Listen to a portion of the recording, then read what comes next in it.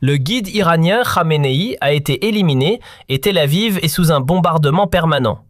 Dubaï a été durement frappé et l'ONU s'est réunie en session d'urgence pour la première fois. Ce ne sont plus des gros titres ordinaires, c'est un embrasement généralisé qui est en train de se transformer en guerre mondiale.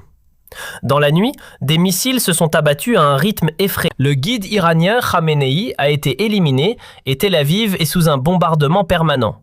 Dubaï a été durement frappé et l'ONU s'est réunie en session d'urgence pour la première fois. Ce ne sont plus des gros titres ordinaires, c'est un embrasement généralisé qui est en train de se transformer en guerre mondiale. Dans la nuit, des missiles se sont abattus à un rythme effréné. La défense aérienne israélienne semble dépassée. Et en Iran, un nouveau faucon a été propulsé à la tête des gardiens de la révolution dans une procédure expéditive. Plusieurs pays sont désormais directement impliqués dans ce conflit, et ce qui se joue en ce moment ne déterminera pas seulement l'avenir du Moyen-Orient, mais aussi les prochaines années de stabilité mondiale. Et ce qui s'est passé cette nuit en coulisses va vous choquer. Alors attachez vos ceintures. Voici la mise à jour la plus explosive de cette guerre. Hier, les États-Unis et Israël ont frappé l'Iran et Téhéran a immédiatement riposté. À l'heure actuelle, 11 pays seraient déjà activement impliqués dans ce conflit et l'embrasement s'étend d'heure en heure. Durant la nuit, les dépêches se sont succédées à un rythme effréné et je vais tenter de vous faire un point sur les éléments les plus cruciaux. Notamment sur ce que nos médias dits de référence, comme le journal télévisé, ne vous racontent pas. Commençons par le sujet politiquement le plus explosif. Le guide suprême iranien Khamenei, ou plutôt l'ex-guide, puisque la télévision d'État iranienne a désormais confirmé qu'il a péri lors de la frappe aérienne. Mort de Khamenei officiellement confirmée, la télévision iranienne en larmes pour le chef religieux. D'une voix tremblante, un présentateur a annoncé vers 2h30 heure allemande la disparition des Khamenei sur plusieurs chaînes nationales. « Cela ne se terminera pas bien pour Trump », a déclaré le commentateur en pleurs. Ils verront ce qu'ils ont fait. Selon la BBC, la télévision d'État a également précisé qu'il aurait été tué dans son bureau. 40 jours de deuil national ont été décrétés. Les gardiens de la Révolution ont annoncé des opérations offensives intensives contre Israël et contre les bases américaines au Moyen-Orient. Dans les rues, des milliers de personnes se sont déjà rassemblées et un véritable chaos s'est installé. Les médias occidentaux interprètent évidemment ces scènes comme le signe d'un soulèvement majeur et de possibles changements de régime. Nous y reviendrons en détail. Il faut aussi préciser que sa fille, son gendre et son petit-fils auraient également trouvé la mort dans l'attaque. Israël, semble-t-il, n'a pas voulu faire les choses à moitié. Et cela nous amène à la question décisive. Si Khamenei est mort, qui dirige désormais l'Iran? Surtout en pleine guerre. Le président iranien ne le peut pas. Il n'en a ni les prérogatives ni les pouvoirs, son rôle étant essentiellement représentatif. Selon la loi iranienne, un nouveau guide doit être élu. Mais ce sont différents conseils religieux qui décident qui peut se présenter. Et ce processus peut durer des mois. En attendant, un conseil intérimaire composé de 3 personnes est censé assurer la direction du pays. Or, selon certaines informations, encore contradictoires, ces remplaçants auraient eux aussi été partiellement, voire totalement éliminés. Les prochains jours devront clarifier la situation. Toujours est-il que l'Iran se retrouve désormais, au sens propre, sans tête. Et c'est précisément pour cette raison qu'un événement inattendu s'est produit, avec des conséquences potentiellement énormes. Le général de brigade Ahmad Vahidi a été nommé nouveau commandant en chef des gardiens de la révolution islamique. Il succède à Hossein Salami, ancien chef des gardiens, tué en juin 2025 lors d'attaques israéliennes contre l'Iran. Depuis, Vahidi assurait l'intérim. Et il suffit désormais d'additionner 2 et 2. L'ancien commandant a été éliminé pendant la guerre des 12 jours l'an dernier. Aucun successeur officiel n'a été désigné pendant 6 mois. Et soudain, dans l'urgence absolue, une nomination est actée. Et pourquoi cette précipitation? Parce qu'il n'y a tout simplement personne d'autre pour remplacer Khamenei et diriger l'Iran en pleine guerre. Vahidi devient donc, de facto, le successeur provisoire de Khamenei, autrement dit, le chef du pays, jusqu'à ce qu'un guide officiel soit désigné dans un mois. La grande question est désormais, combien de temps survivra-t-il? Sur les réseaux sociaux, certains spéculent déjà qu'il ne tiendra pas 48 heures avant d'être, lui aussi, ciblé par Israël. Et justement, en Israël, la situation est devenue brûlante. Le pays est sous un bombardement continu. L'Iran lançant salve de missiles après salve de missiles.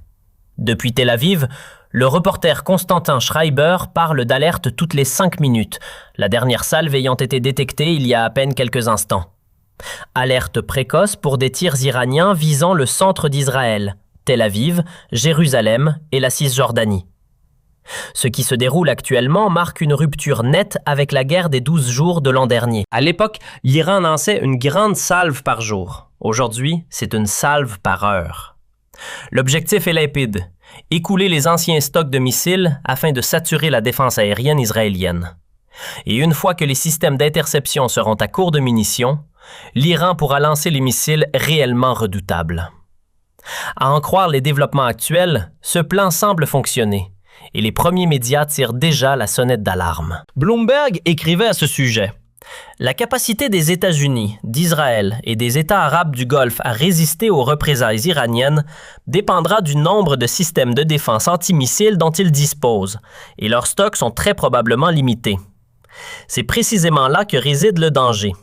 Car si la défense israélienne atteint réellement ses limites, alors tout ce que nous avons vu jusqu'ici n'était qu'un prélude. La véritable escalade commencera lorsque les missiles les plus lourds entreront en scène. Et les événements de cette nuit pointent exactement dans cette direction.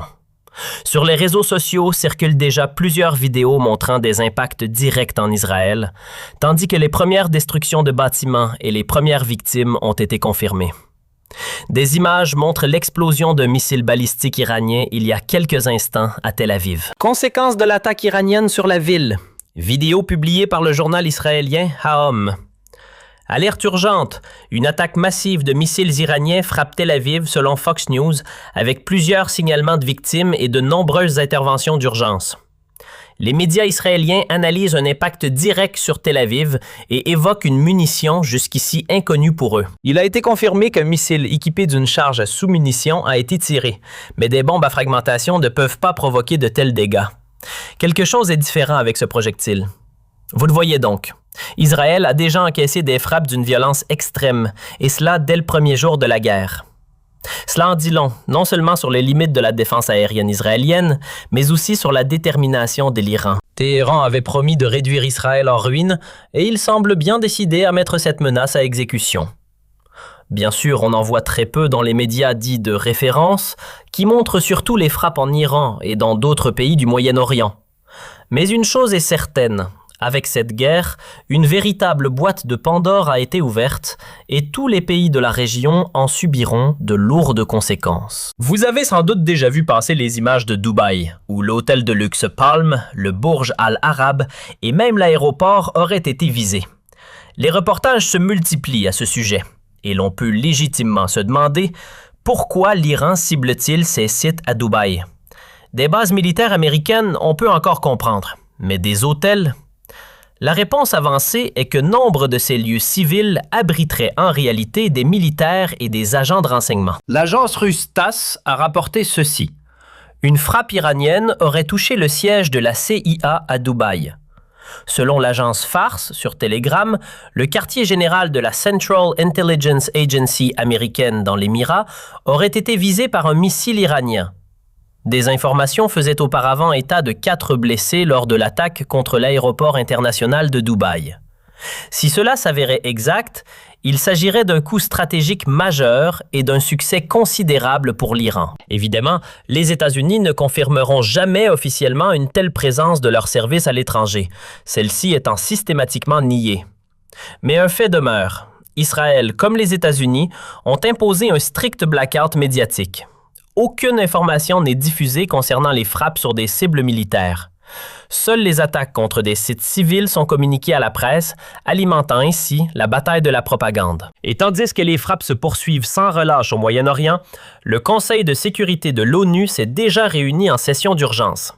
Les États-Unis et Israël s'y sont vivement opposés à l'Iran lors d'échanges tendus. Le secrétaire général Antonio Guterres a appelé les membres du Conseil à tout mettre en œuvre pour empêcher une escalade supplémentaire. L'alternative, a-t-il averti, serait un conflit d'ampleur encore plus grande, avec des conséquences dramatiques pour les civils et pour la stabilité régionale. Cette réunion a servi de premier baromètre du rapport de force internationale. La Russie et la Chine se sont clairement rangées du côté de l'Iran, tandis que la majorité des pays européens ont soutenu Washington et Tel Aviv. Certains États de l'UE, comme l'Espagne ou la Norvège, ont toutefois critiqué l'action américaine. Il apparaît désormais que cette guerre ne divise pas seulement le Moyen-Orient, mais aussi l'Europe. La grande question est maintenant de savoir quelle sera la suite. Trump a déjà déclaré qu'il s'attendait à au moins 5 jours de guerre et que, conjointement avec Israël, des frappes seraient menées quotidiennement. L'Iran fera évidemment de même. Et une chose semble certaine, ce conflit ne prendra fin que lorsque l'un des deux camps sera à court de missiles. Reste à savoir si ce seront d'abord les stocks offensifs ou les systèmes défensifs qui s'épuiseront.